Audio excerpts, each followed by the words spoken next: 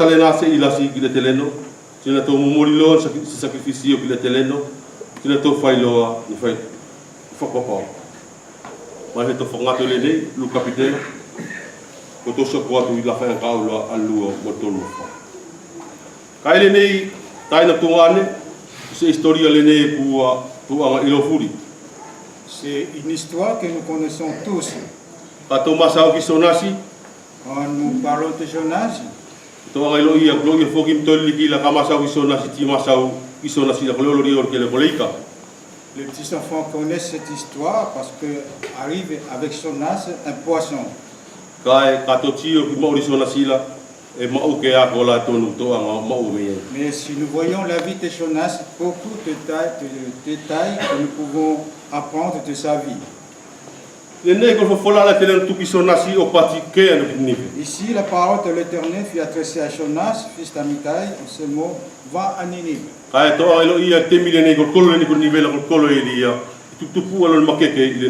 Mais en ce temps-là, Ninive, c'est une ville qui était renommée.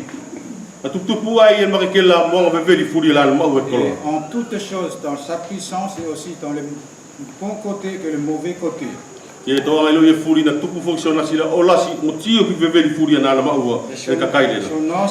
quand il a vu aussi cette méchanceté qui s'établit dans le peuple de Ninive. Et nous voyons quand Dieu appela Jonas, il avait dit lève-toi et va à Ninive. Et Dieu connaissait ce qu'il y avait dans le cœur de son serviteur. Mais il lui avait dit lève-toi et va à Ninive. Il en est ainsi pour nous en tant que peuple de Dieu. Quand nous avons rencontré le Seigneur,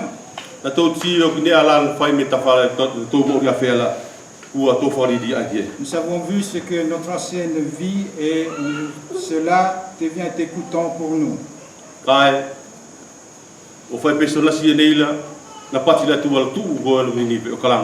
Mais comme on le dit ici à Jonas, Dieu lui a dit lève-toi et va à Ninive et crie. Telle est l'œuvre que nous devons accomplir de nos jours. Et peut-être en voyant leur vie, on peut dire que Dieu va les condamner. Non. La question que nous devons faire ce matin, quelle est la volonté de Dieu concernant ce peuple-là? Parce que nous savons tous, la parole dit, la volonté de Dieu, c'est que tous les hommes soient sauvés. Voilà le désir de notre Dieu. Et notre travail ce matin, comme nous le rapportons comme avec Jonas, nous savons à aller vers eux et leur annoncer la bonne nouvelle. Mais nous voyons ici que Jonas se leva et il est parti en sens inverse. Et il voulait s'enfuir loin de la face de l'Éternel. Et qu'est-ce que Dieu a accompli? Il a fait venir un cyclone, une tempête. Mais malgré cette tempête-là, notre Jonas, il est descendu au fond de la cave du bateau et s'endormit.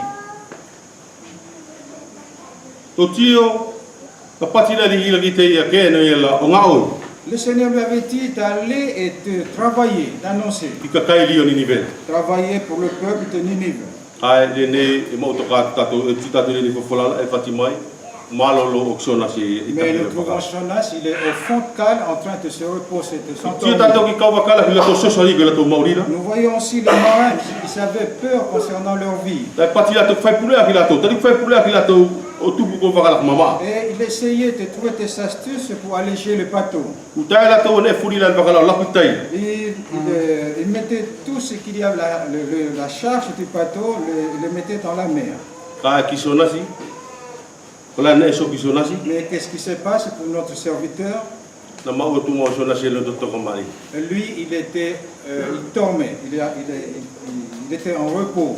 Il se reposait au fond du bateau. Ainsi, le capitaine est venu vers lui. Et lui dit, lève-toi et invoque ton Dieu.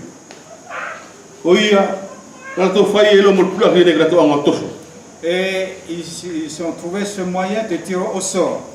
Et c'était le moyen que les païens utilisaient. Et nous voyons que le sort est tombé sur Jonas. Ce n'est pas par hasard que ce sort est tombé sur lui. Et si cela est tombé sur lui, parce que derrière tout cela, il y avait Dieu.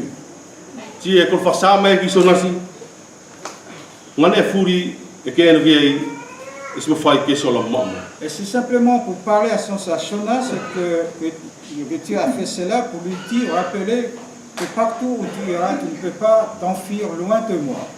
Parce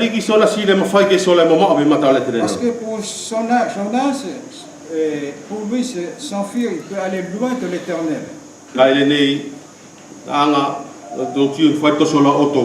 Et nous voyons ici que le sort est tombé sur lui. Et les marins lui ont posé la question, qui es-tu? Et Jonas leur a répondu, je suis hébreu et je crains l'Éternel,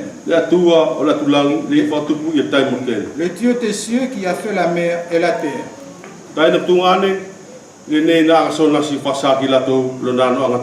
Ici, Jonas leur avait dit ce qu'il est vraiment.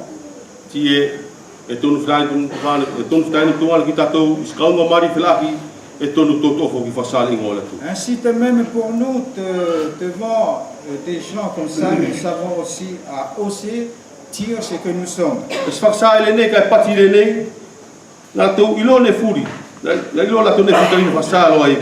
Et ces hommes connaissaient tout parce que Jonas leur a tout dit. Il leur a dit comment il s'est sauvé loin de l'Éternel. Il leur a montré son témoignage, sa vie. Mais par la suite, ces hommes furent convertis.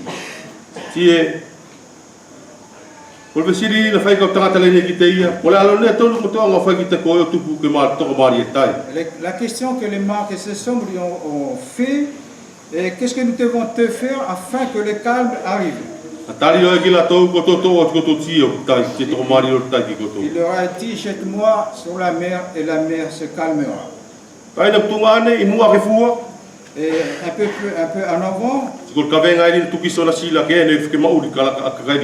et c'était le fardeau qui a été donné à Jonas afin que la population de Ninive puisse vivre. Il a accepté qu'il soit jeté dans la mer. Il a accepté de mourir afin que ces marins puissent vivre.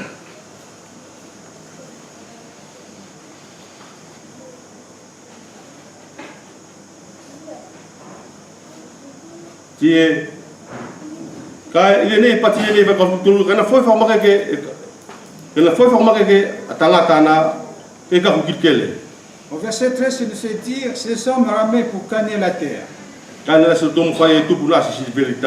Mais ils ne le purent parce que la mer s'agitait toujours plus contre eux. Nous savons tous que ces gens, ce sont des païens.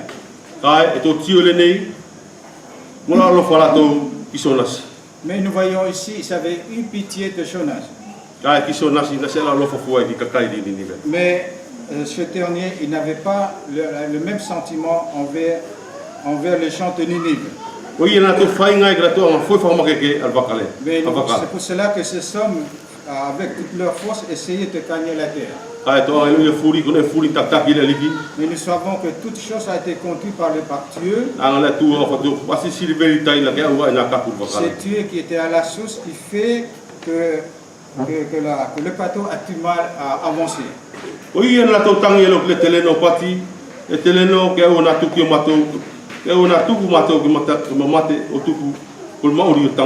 Alors ils invoquaient l'Éternel et dirent: oh Éternel, ne nous fais pas périr à cause de la vie de cet homme. Alors ils ont pris Jonas et l'ont jeté dans la mer.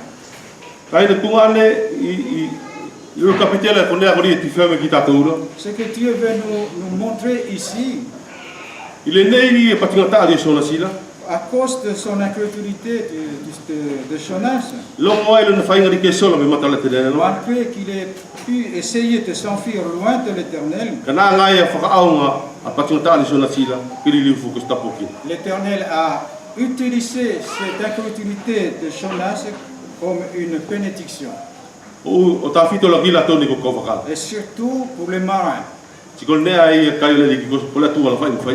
Et cette chose-là, il n'y a que Dieu seul qui peut faire cela. Ces hommes sont des gens des païens. À la fin, ils ont eu la crainte de l'Éternel.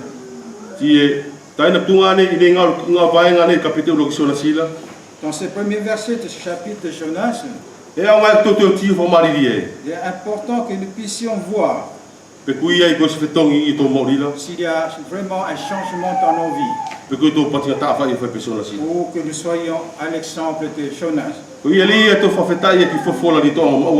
C'est pour cela que nous devons remercier pour la parole que nous avons. Parce que seule la parole peut nous montrer ce que nous sommes vraiment. Ici, nous avons dit, ils prirent Jonas et l'ont jeté dans la mer. Et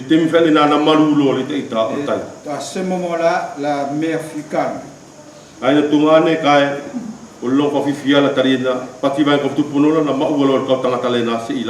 Ce qui est réjouissant, c'est que le verset 16 nous dit: ces hommes furent saisis d'une crainte de l'Éternel. Ils offrirent un sacrifice à l'Éternel et firent des promesses des vœux. Ainsi, peuple de Dieu, ce matin, dans ce premier chapitre de la vie de Jonas, nous voyons un homme qui s'enfuit. Et c'est ainsi de même pour nous quelquefois. Dieu met des murs devant nous pour nous tester si nous pouvons détruire ces murs-là. Nous savons tous que si nous sommes avec lui, tout est possible.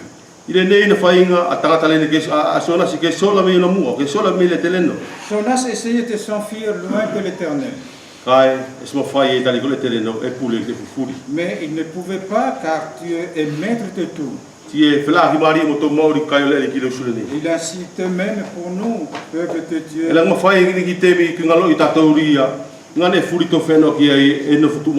Il se peut que souvent dans nos vies, nous oublions que Dieu est toujours avec nous. Ainsi, il est utile pour nous que nous soyons toujours en communion avec lui. Nous voyons tout ce qui s'est passé dans ce premier chapitre. C'est Dieu qui est derrière toutes choses. Le sceau a été tombé sur lui. Parce que c'est la méthode des païens. Et le sceau est tombé sur lui parce que Dieu était là. C'est pour nous apprendre.